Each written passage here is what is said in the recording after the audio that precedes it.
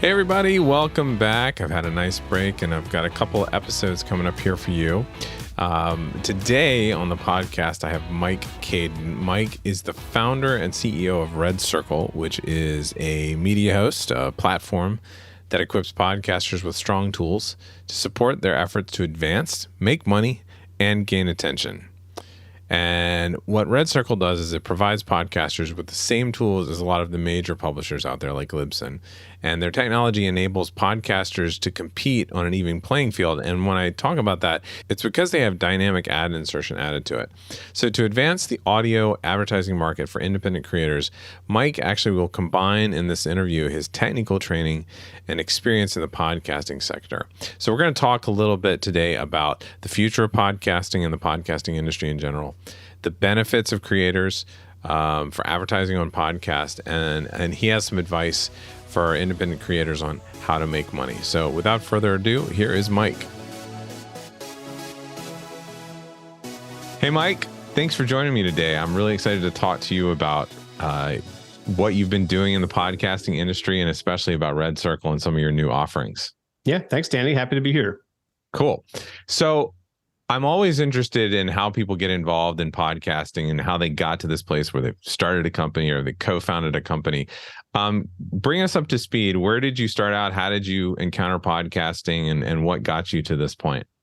Yeah, good question. I've been listening to podcasts for forever, on an iPod, I'm pretty sure. And then eventually on my Google Listen app on my Android phone, which doesn't exist anymore. Really sort of nerdy early podcast guy in the early days of the medium. And I've just been a listener for forever. And then, I was working in the tech industry and had a normal sort of software engineering job and sort of got tired of, working for the man, if you will, and really wanted to kind of get back to the early days of building something small and working with a small team and feeling really confident that what I was working on was something that I was going to be really proud of and excited to be working on if I was going to be putting in all these hours. And at the time, I had been interviewing at a couple companies in what today we call kind of like the creator economy, businesses that were helping internet creators to be able to get paid. And I just got really inspired by those ideas and this mission. One of the companies I was interviewing at was Patreon, which I think is an incredible company. And, I'd been this longtime podcast listener. I had started writing some software on the side just to kind of get my skills up before I interviewed places. And I started writing some podcast stuff. And then I was interviewing at this creative economy kind of companies and everything just kind of came together. And I found myself up at 1:30 in the morning, reading the trade press and continuing to code and sort of getting obsessed and just sort of decided at a time that really didn't make any sense in my life to do it, that it was time to start a company in this space. Awesome. Yeah. So how you said you were a fan of podcasting, you were coding. Had you used podcasting at that point in any of your businesses? Did you have your own podcast? What was your actual real involvement other than being a listener at that point? Nothing really. Okay. I had been a listener for a long time, but I never created my own podcast. To this day, I don't have my own podcast. Okay.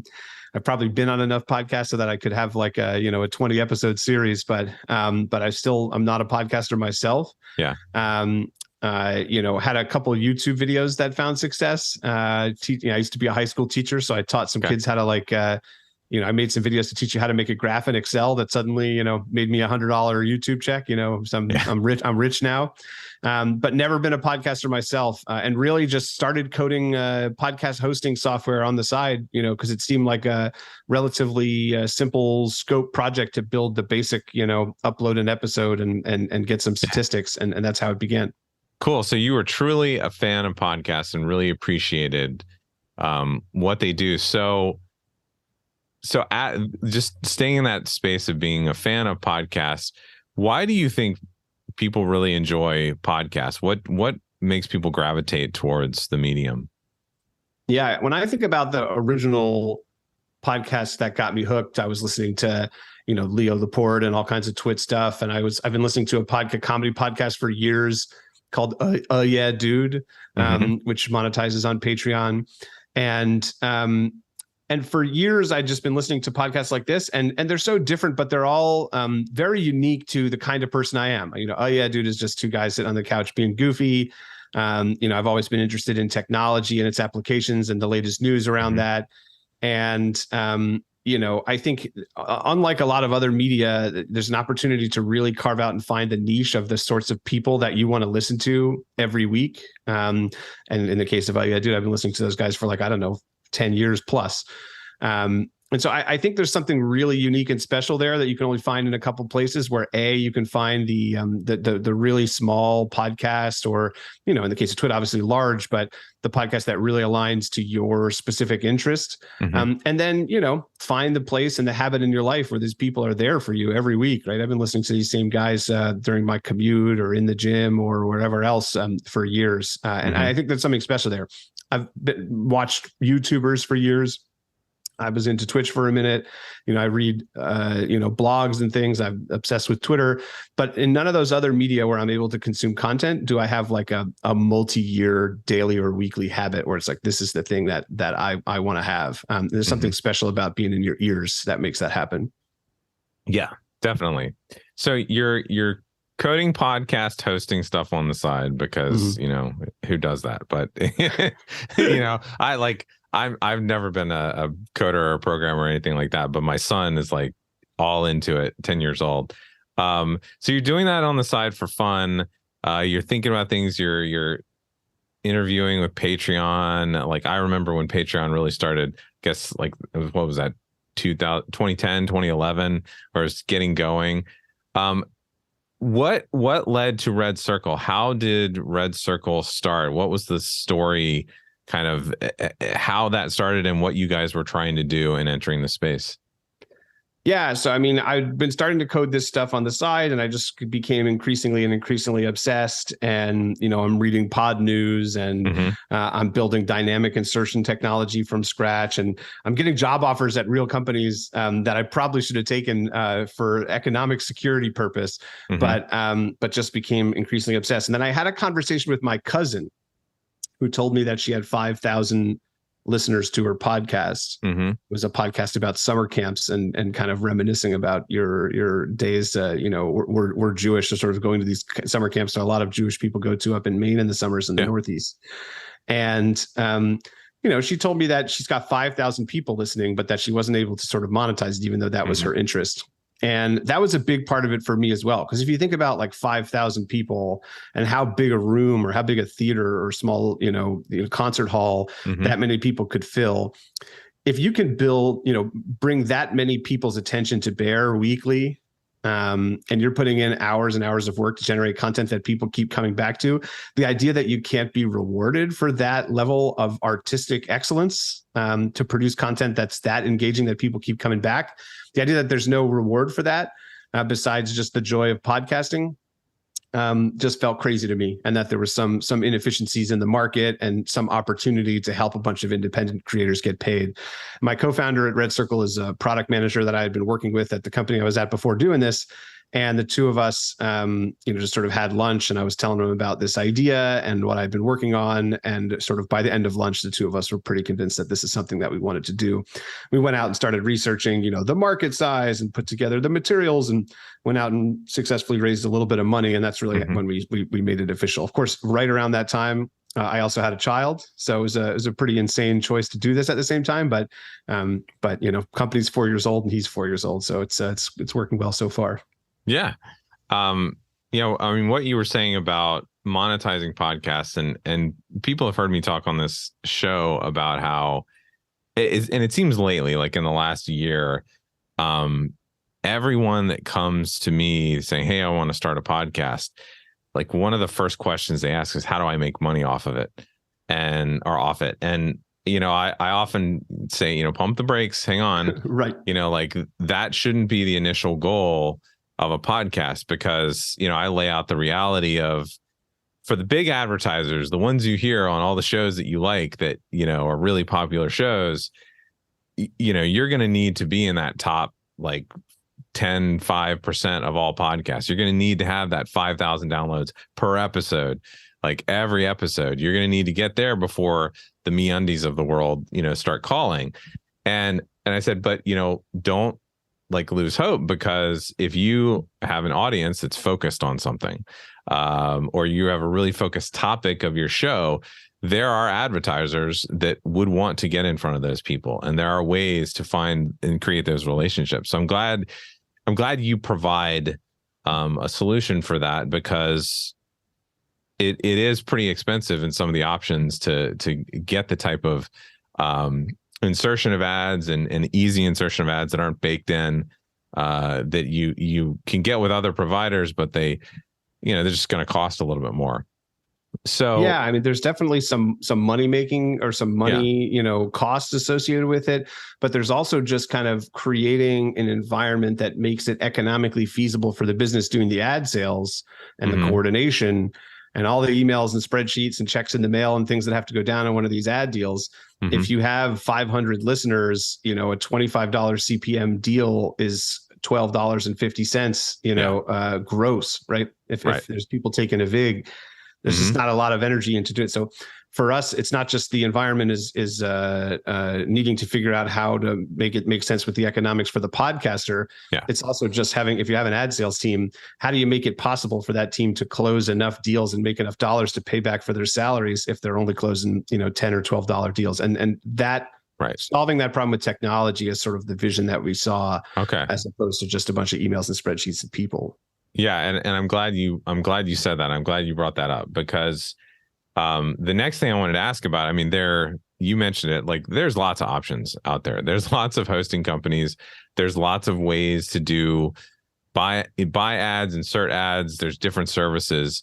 And I can say, having used several of these hosting companies, we have used RedCircle with some of our clients, and I can say to the listeners here that you guys aren't one of those fly by night, flash in the pan. Like it always seems like every year there's a new thing in podcasting, and then the year later they're gone.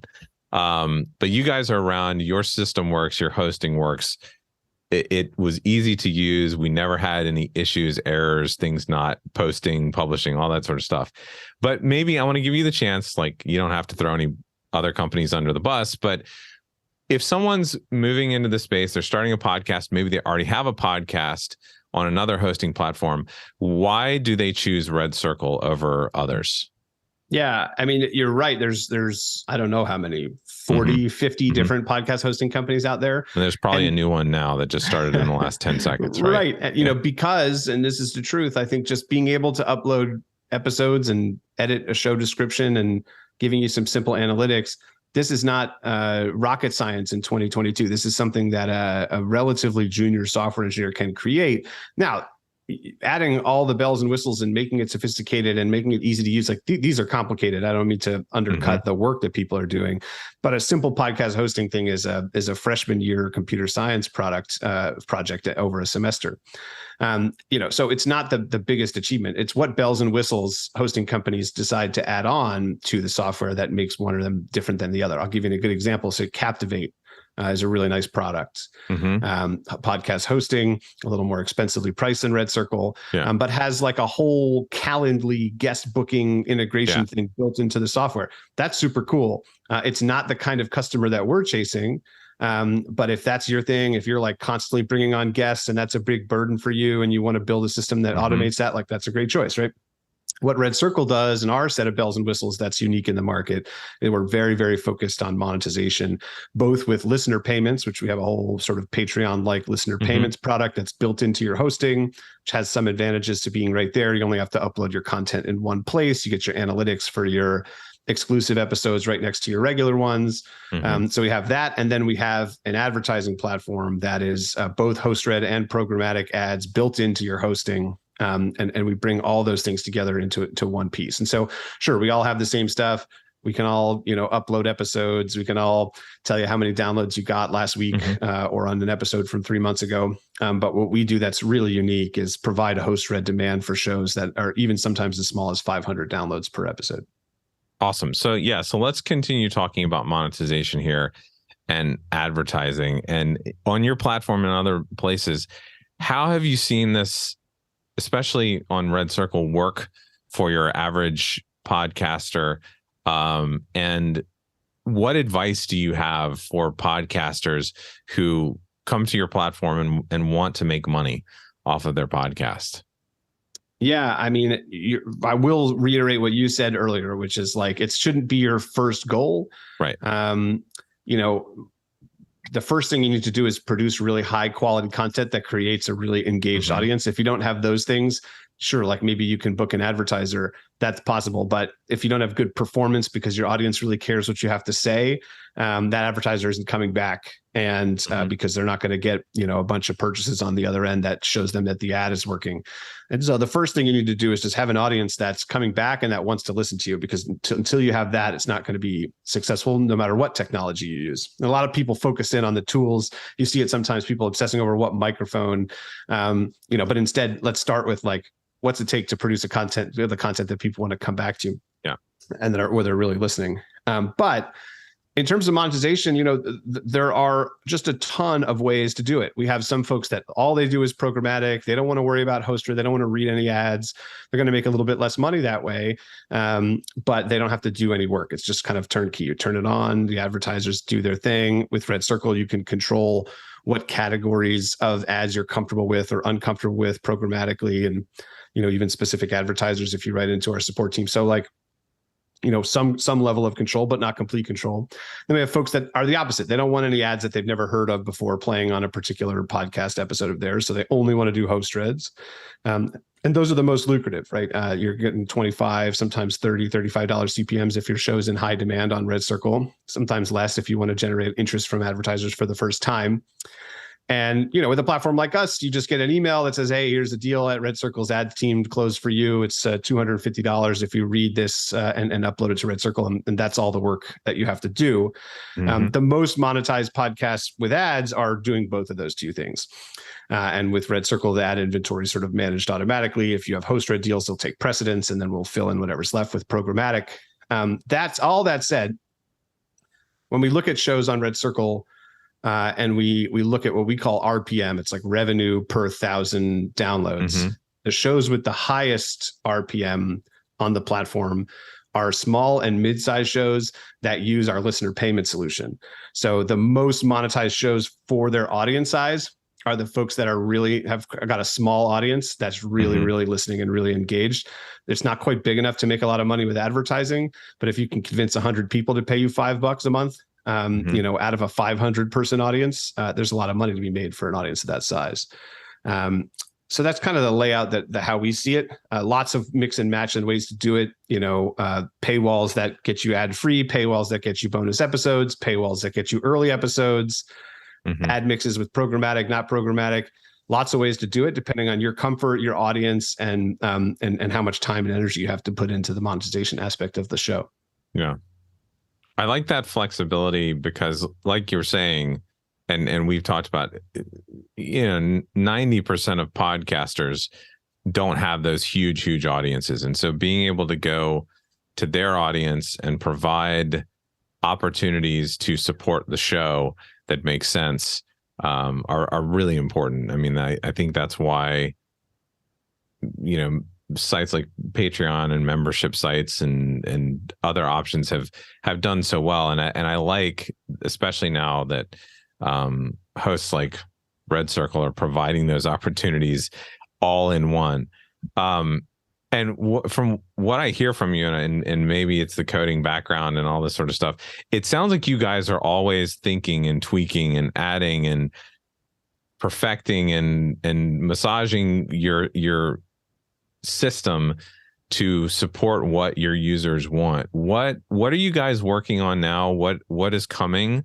If you maybe want to give a preview, and what, just in general, what do you think is in the future for podcasting over the next few years?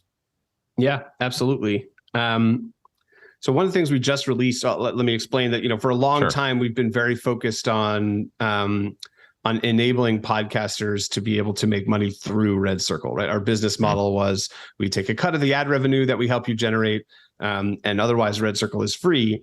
And that's been a good business model for us. And it's still our primary business model. That's how we make most of our money and it's a nice way to make money because our incentives are completely aligned with the podcaster. The more money we make them, the more money we make for ourselves. But what we found is there were a lot of podcasters who were now starting to find ad deals on their own. Maybe they have a relationship with an agency that buys, maybe they're using one of these marketplace technologies to get an ad deal from time to time. And we wanted to make sure that we had the tools that those podcasters needed to be able to deploy those ad campaigns dynamically against their inventory, because that's, how most of the ads are bought and sold these days. And so we've always had dynamic insertion tech, but we've added a bunch of layers to it that allows you to have start and end dates to a campaign, that allows you to apply a pixel URL so the advertiser can measure performance and attribution. We've added impression caps so you can say, okay, only run this for 50,000 downloads. So all the kinds of things you need to do to be able to run your own campaign. And that's part of a business model innovation for us, because historically, we haven't been able to prioritize a feature like that because it doesn't make us any money to help a podcaster make money off of RedCircle. But what we decided was in the long run, keeping podcasters happy on the platform and giving those podcasters that are looking to monetize the tools to do it through us and outside of us in the long run is good for the company. And we changed our model from being completely free to having small paywall. So we still have a very permissive free tier. If you have one podcast, you can even still use our monetization services. All of that is still free. If you have a network of podcasts, or if you want to use some of these advanced campaign features, we're still just talking about, $9 a month, relatively cheaply priced. So that's one of the things we've been up to. And then, what we're doing across the network is we're monetizing, we believe, one of, if not the largest network of podcasts. We're doing it all with technology. We have very few people relative to the number of ad deals that we're running. We have, just under 1,000 people that we monetize every month. So it's quite a few podcasters that are making money on the platform. A lot of the work and the tweaking and the iteration that you described before is happening in the back there to give our advertising team the tools they need to be able to sell that inventory and be able to, run a deal for one of our advertiser customers that goes across 100 podcasts and have that just be a point and click opportunity. So a lot of pipes in the back that enable that kind of stuff to happen. The podcaster gets to enjoy the privilege of, or the, all that hard work. They just get the email that says, hey, here's the ad deal. But there's quite a bit that happens behind the scenes to make that happen effectively. So it's like you guys really are a network in a way. You're giving the advertiser the opportunity, and then all of the podcasts that are on your hosting platform are benefiting if they want to take advantage of the dynamic advertising. That's right. That's beautiful. I like that. So if people really want to get a sense of all that RedCircle offers, you've told us a lot, but besides going to the website, which we will definitely put the link to, do you guys have anything that you want to direct them to so they can learn a little bit more? The website's definitely the best place. There's plenty of info there, but one of the great things about us is that, like I said, it's free, so you can sign up and create a dummy podcast, distribute it to Spotify, everything you want to do just to test it out and get a feel for what's going on. You have to be a pretty big size to get into the advertising part of it. You have to have 500 downloads per week to get in there. And it's not that big, but it's big enough that it's going to be worth it both for you and for us. So that part you won't be able to test unless you go up there. And then our paid tiers all have free trials, so you can also get in there and mess around and play around. And then if you do some Googling, RedCircle ad platform or things like that, you can find a couple of demos. So we've done a sounds profitable deep dive into the podcaster side of the ad platform that you can see some of the features. And there's a couple other things like that. If you just do a couple Google searches, you'll be able to find some videos on YouTube of independent creators that are just sort of reviewing the platform. And usually we get good marks. So lots of ways to explore what we're doing. Awesome. Well, I really appreciate you sharing this, and I really appreciate you taking the time to be with me today. Yeah, this was fun. Thanks for having me.